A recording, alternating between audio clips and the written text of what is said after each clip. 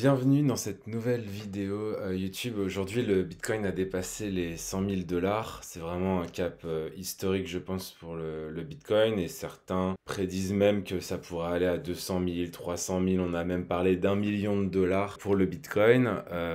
Donc, je voulais te faire une vidéo aujourd'hui pour te montrer un petit peu mon analyse et savoir si aujourd'hui c'est toujours une opportunité d'investir dans le Bitcoin ou c'est un piège, une bulle, début de bulle. Donc aujourd'hui on analyse les raisons de cette hausse et ce que cela peut signifier pour l'avenir. On va voir les raisons de cette montée, les opportunités et les risques actuels, les stratégies adoptées pour le futur et un cadeau à la fin. Donc pourquoi le Bitcoin a dépassé les 100 000 dollars? Trump a vraiment été un catalyseur dans la hausse du Bitcoin qui était déjà sur ses précédents plus hauts, donc le Bitcoin s'était déjà préparé, mais l'élection de Donald Trump a été vraiment un catalyseur dans la hausse qui s'est passée côté crypto parce qu'il a fait des promesses de régulation qui sont plutôt crypto-friendly, ça veut dire que c'est plutôt en accord avec le monde de la crypto et du coup les investisseurs en crypto ont bien accueilli cette nouvelle-là. Il a aussi nommé à la régulation quelqu'un qui s'appelle Paul Atkins et il a notamment dit Paul Atkins pourrait alléger les contraintes pour la crypto s'il prend la tête de la SEC. Ensuite, on a le président de la Fed, qui est l'équivalent de la BCE européenne, la Fed qui décide des taux, etc. Tu as déjà dû en entendre parler. Jérôme Powell, qui est le président, compare le Bitcoin pas mal à l'or et renforce vraiment la légitimité aussi de la présence du Bitcoin, là où il y a encore quelques années, c'était complètement anecdotique et limite risible. Les institutionnels de la finance riaient des particuliers qui investissaient dans le Bitcoin. Et force est de constater qu'aujourd'hui, ces particuliers qui ont investi dès 2008 ou 2010, 2013, ben, en fait, ils sont pour quelques-uns d'entre eux millionnaires et on peut rire, mais eux, ils s'en fichent, ils sont millionnaires. Un autre facteur qui fait que ça dépasse aussi les 100 000 dollars, c'est que le BTC en circulation est limité. Donc j'ai trouvé notamment ce site sur bitcoin.fr avec, tu vois, une fonction vraiment logarithmique pour le Bitcoin, c'est-à-dire que plus le temps passe, moins on crée de Bitcoin. Tu vois que l'essentiel du Bitcoin, du nombre de Bitcoin en circulation a été créé et va tendre vers 21 millions. C'est vraiment le chiffre maximum de Bitcoin qu'il y aura en circulation. C'est pour ça notamment que Powell le compare à l'or, puisque l'or dans le monde, c'est pareil, c'est limité de par les stocks qu'on peut trouver dans les mines. Et donc le Bitcoin, ça va être pareil. Le nombre de Bitcoin à terme sera vraiment limité en nombre. Et donc tu peux comprendre aussi que si la demande augmente, mais le nombre reste limité, forcément le prix va monter.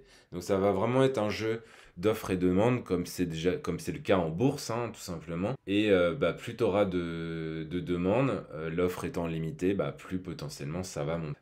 Donc au début aussi, il y a ce qu'on appelle le halving, c'est-à-dire que le halving, ça correspond, c'est tous les 4 ans et ça divise par deux les frais que vont récupérer les mineurs. Les mineurs, c'est ceux qui ont les cartes graphiques qui vont résoudre les transactions et sécuriser les transactions, si je veux vraiment résumer de manière synthétique.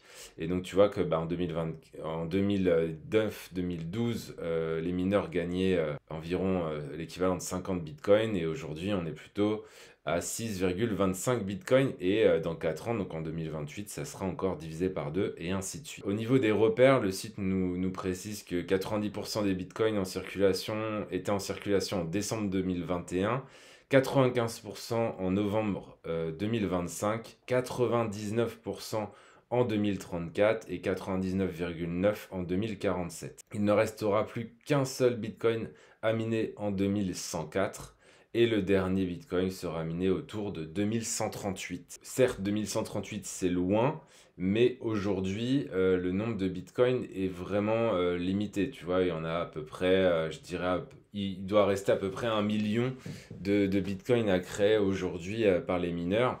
Donc il y a vraiment une limite en termes de quantité et c'est ça aussi qui peut faire que le bitcoin étant déjà la crypto-monnaie numéro un au niveau de sa capitalisation actuelle en bourse, peut continuer de monter, parce que l'offre sera vraiment limitée par rapport à la demande. Ce qu'il faut voir aujourd'hui, c'est que le Bitcoin n'est plus que un truc de spéculation des particuliers. Aujourd'hui, tu as des États qui achètent du Bitcoin, tu as des sociétés qui mettent du Bitcoin en portefeuille dans leur société, tu as les particuliers et tu as aussi les institutionnels avec plus récemment notamment un gros émetteur de trackers américain qui s'appelle BlackRock qui a émis ses trackers, ses ETF vis-à-vis du Bitcoin. Donc ça fait beaucoup de monde qui rentre sur le Bitcoin là où avant tu avais que quelques particuliers et quelques institutionnels, mais ça s'est vraiment accentué, notamment, je dirais, entre 2023 et 2024, après la crise de 2022, tout simplement. Donc, quelles sont les opportunités pour nous en tant qu'investisseurs particuliers? Eh ben, je vais te montrer ça sur des graphiques, tout simplement. Donc, voici le graphique de l'évolution du Bitcoin contre le dollar depuis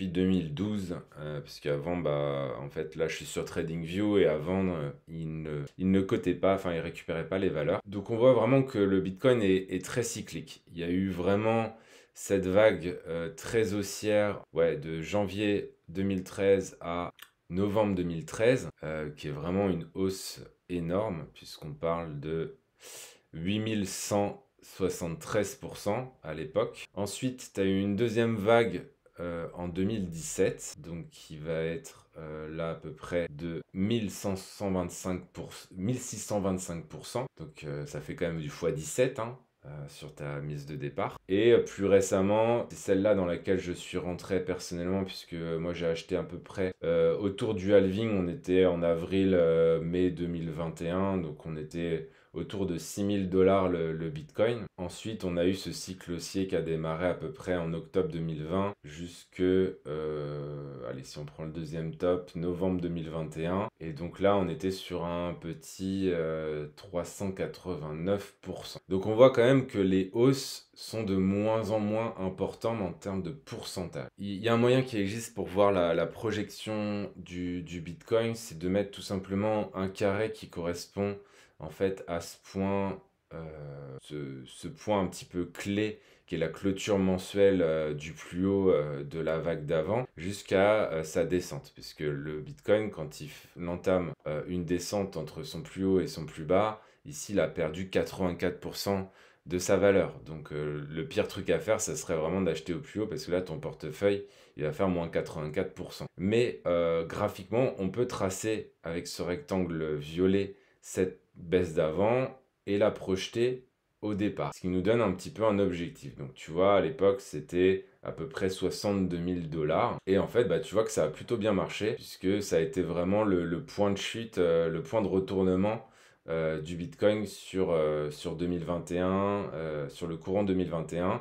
Et s'en est suivi cette grosse baisse qui a eu lieu de novembre 2021 jusqu'à à peu près ici, donc novembre 2022, qui a duré pendant un an. Donc on peut reporter, tu vois, j'ai tracé ici un nouveau rectangle violet qui correspond à cette baisse, et on peut tout simplement tracer ça. Ce qui fait que ça nous fait une projection du Bitcoin dans les 320, allez, si on arrondit, 320 000 $. Donc ça nous donne un peu la projection graphique de ce qu'on pourrait attendre au niveau du Bitcoin. Après, j'ai pas vraiment d'horizon de temps, mais en général, les cycles haussiers vont durer quelques mois, donc ça peut aller de 4 à 6 mois jusqu'à, je dirais, un an. Donc voilà, si on projette à un an, novembre 2025, voilà. Donc je vais laisser ça tracer.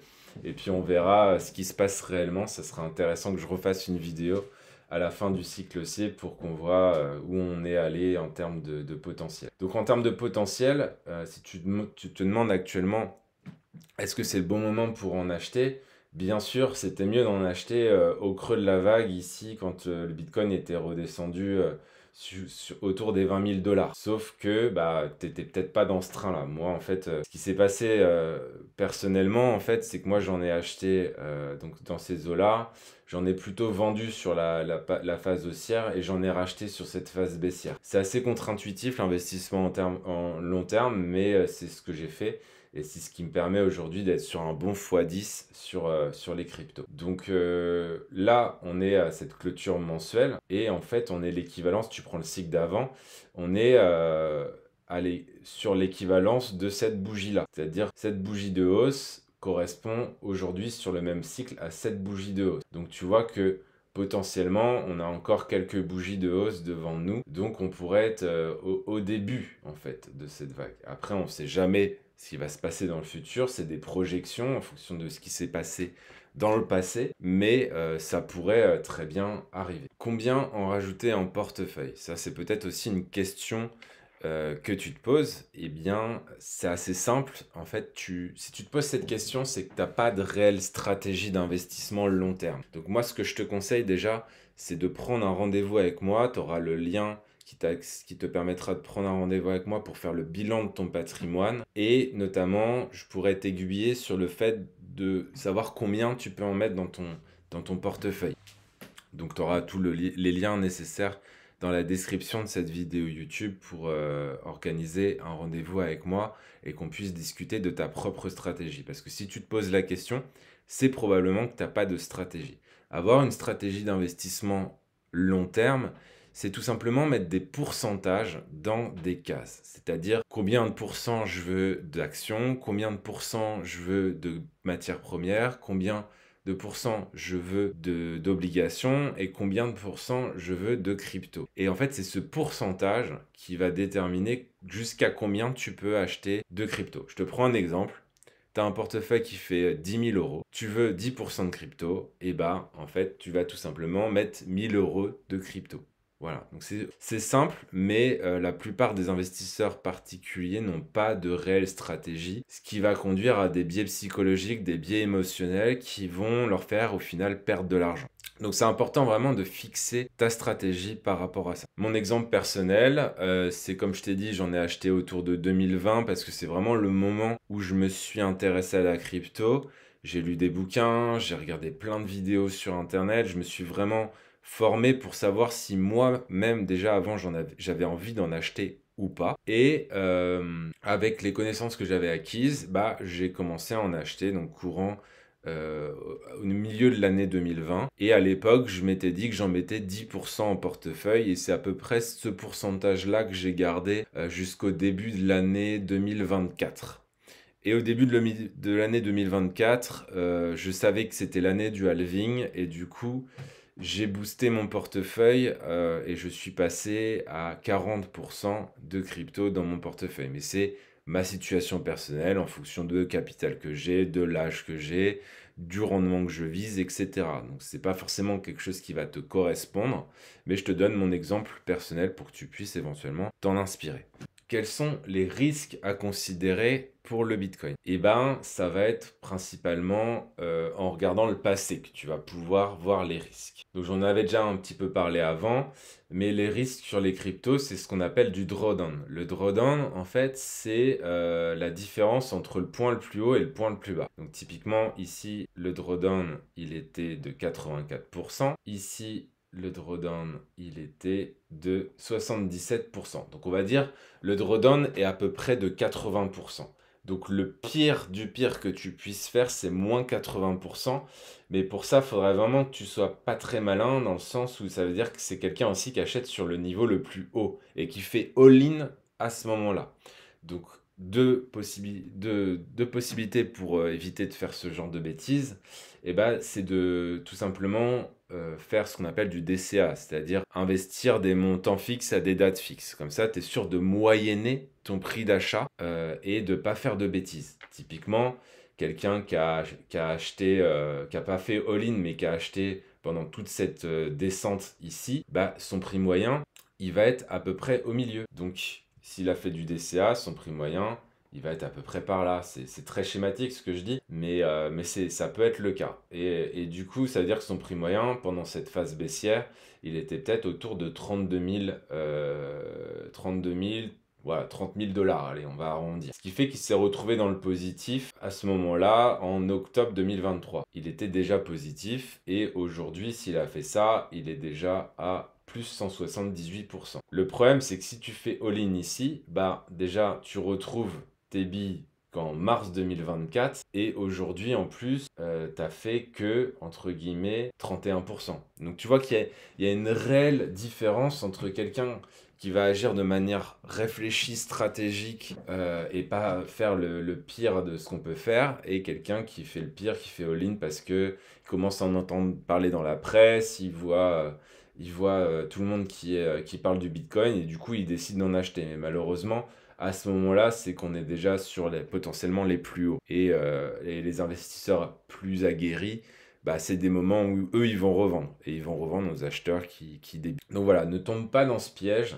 Réfléchis bien à ta stratégie, réfléchis bien à ton timing et au montant que tu souhaites investir dans le Bitcoin. Donc je parle de Bitcoin, mais le Bitcoin, c'est la numéro un des crypto-monnaies. Et ce que je te dis aujourd'hui, ça fait partie d'une stratégie plus globale que tu peux appliquer aussi à toutes les crypto-monnaies si tu as envie. Le risque, ça va être aussi lié à la régulation et je dirais aussi à la sécurité. C'est-à-dire que l'évolution du cours des cryptos va être quand même soumis à ce que va justement faire la SEC aux États-Unis, ce que va décider de faire vraiment Trump, parce que pour l'instant, il vient seulement d'être élu. Donc tu as quand même un gros impact qui va venir de la régulation américaine, mais aussi européenne et internationale. Donc c'est ce qui va faire aussi que les particuliers ont accès ou pas, ou s'intéressent ou pas à tout ça. Le deuxième gros risque, mais qui est quand même assez limité, c'est que quelqu'un réussisse à hacker les transactions en crypto. Parce que le but d'une crypto-monnaie comme le Bitcoin, c'est de faire des transactions financières qui sont de particulier à particulier et entièrement sécurisées.